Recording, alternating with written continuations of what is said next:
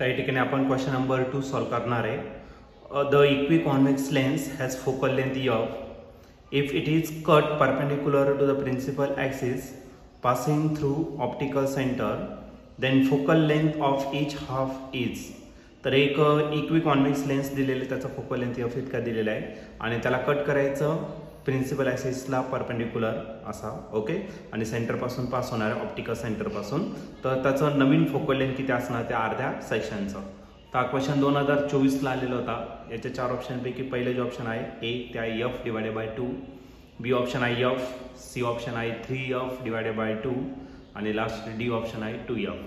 तर या 4 ऑप्शनपैकी या क्वेश्चनचं करेक्ट आन्सर काय असेल तर आपण याला सॉल्व्ह करूया आणि मग डिसाईड करूया. तर या क्वेश्चनमध्ये आपल्याला एक इक्विकॉन्वेक्स लेन्स दिलेला आहे ज्याचा फोकल लेंथ एफ इतका आहे. तर सर्वात पहिले आपण या ठिकाणी एक कॉन्वेक्स लेन्स या ठिकाणी आपण ड्रॉ करू. आणि हा जो कॉन्वेक्स लेन्स आहे हा कसा आहे, इक्विकॉन्वेक्स आहे.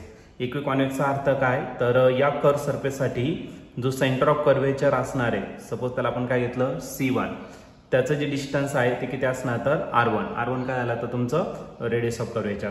आणि इकडचा जो कर्व सरफेस आहे त्याच्यासाठी जो सेंटर ऑफ कर्वेचर आहे तो या साईडला भेटणार, तो C2 भेटला आणि हा काय घेतला R2. ओके, तर इक्विकॉन्वेक्स सरफेस याचा अर्थ असा असतो, त्याचं सेंटर ऑफ कर्वेचर घेतला आपण या ठिकाणी C2. ओके, इक्विकॉन्वेक्सचा अर्थ असतो की हा जो R1 आणि R2 आहे या दोघांची व्हॅल्यू कशी असणार तर सेम असणार. R1 पण किती असणार आहे R इतका असेल, R2 देखील किती असणार तर R इतका असेल. हा त्याचा सेंटर ऑफ कर्वेचर C2 झाला. ठीक आहे, असं जर असेल ते काय झालं इक्विकॉन्वेक्स लेन्स झालं. आता इक्विकॉन्वेक्स लेन्स जर असेल तर त्याचा काय असणार आहे, फोकल लेंथ जो दिलेला आहे तो एफ इतका दिलेला आहे. मग आपण या ठिकाणी यूज करणार आहे लेन्स मेकर्स इक्वेशन. तर आपण या ठिकाणी यूज करू by lens makers equation. Lens makers equation जर घेतलं तर त्याचा फॉर्म्युला आहे 1/f.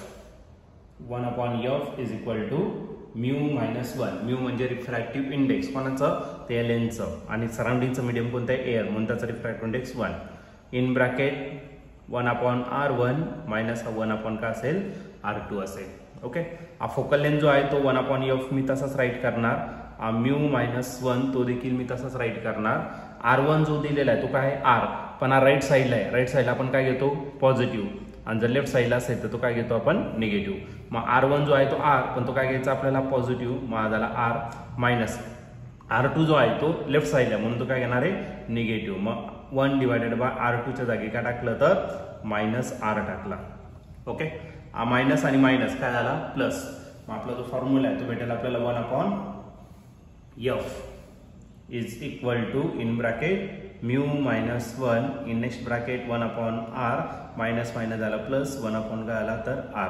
डिनॉमिनेटर सेम आहे, न्यूमरेटरचे काय करू शकतात ॲडिशन. मग आपला नवीन फॉर्म्युला भेटेल तो भेटेल 1/f इज इक्वल टू 1 + 1 झाला 2, मग 2 टाइम्स म्यू मायनस 1 आणि डिनॉमिनेटर सेम आहे तो R झाला. ठीक आहे, पण ही 1/f ची व्हॅल्यू झाली. मग f जर फाइंड केला तर तो भेटेल R divided by 2 in bracket mu minus 1. हे झालं तुमचं फर्स्ट इक्वेशन. ओके, आता नेक्स्ट त्याच्यामध्ये दिलेलं आहे तुम्हाला हा जो इक्विकॉन्वेक्स लेन्स आहे त्याला कट करायचं कुठं प्रिन्सिपल ॲक्सिसला परपेंडिक्युलर. ओके, तर ही जी इक्विकॉन्वेक्स लेन्स असणार आहे, ओके इक्विकॉन्वेक्स लेन्स, तर याला आपल्याला काय करायचं प्रिन्सिपल ॲक्सिसला परपेंडिक्युलर असा कट करायचा आहे. ओके, आणि याचा जो सेंटर हा फक्त सरफेस असणार आहे, म्हणजे एवढा सरफेस आपल्याकडे अवेलेबल असणार. आणि याचा सेंटर ऑफ कर्वेचर आपल्याला इकडे भेटणार आहे C1 आणि तो किती तर R1, आणि R1 किती असणार तर R इतका असेल. ठीक आहे, आणि याचा जो दुसरा सरफेस आहे तो कोणत्या साईडला असणार लेफ्ट साईडला. तो कुठं असणार तिने भेटणार, म्हणजे आपला जो R2 आहे तो कुठे भेटणार इन्फिनिटीला, कारण की सरफेस जो झाला तो कसा झाला तर प्लेन झाला. ओके, असं जर असेल तर या एवढ्या अर्ध्या सेक्शनसाठी त्याचा फोकल लेंथ किती असणार ते आपल्याला फाइंड करायचं आहे. ओके, मग पुन्हा एकदा आपण लेन्स मेकर्स इक्वेशन या ठिकाणी यूज करणार. मग त्याच्यासाठी 1/f ने तर त्याला आपण f1 कन्सिडर करू आणि तो आपल्याला फाइंड करायचा. या लेन्सचा रिफ्रॅक्टिव्ह इंडेक्स म्यूच असणार आहे कारण की सेम मटेरियल आहे. फॉर्म्युला आहे 1/R1. R1च्या जागी काय टाकणार R, आणि मायनस 1/R2. R2च्या जागी काय टाकणार तर इन्फिनिटी. 1/∞ जर केलं तर आन्सर येतं 0. मग 1/f1 is equal to mu minus 1 in bracket 1/r 1/∞ किती झाला तर 0. ओके, तर ही 0 लिहिण्याची काही गरज नाही. मग आपलं जी इक्वेशन असणार ते भेटेल 1/f1 is equal to mu minus 1 आणि इकडे राहिलं फक्त 1/r. याचं काय करा, परत रेसिप्रोकल करून घेऊ. रेसिप्रोकल जर केला तर आपल्याला भेटेल फक्त f1 भेटेल आणि हा जो f1 आहे तो किती भेटणार तर r divided by mu minus 1. This is equation second. आता एक काम करू, इक्वेशन सेकंडला इक्वेशन 1 ने काय करू, डिवाइड करू. इक्वेशन 2 डिवाइड करायचं इक्वेशन नंबर 1.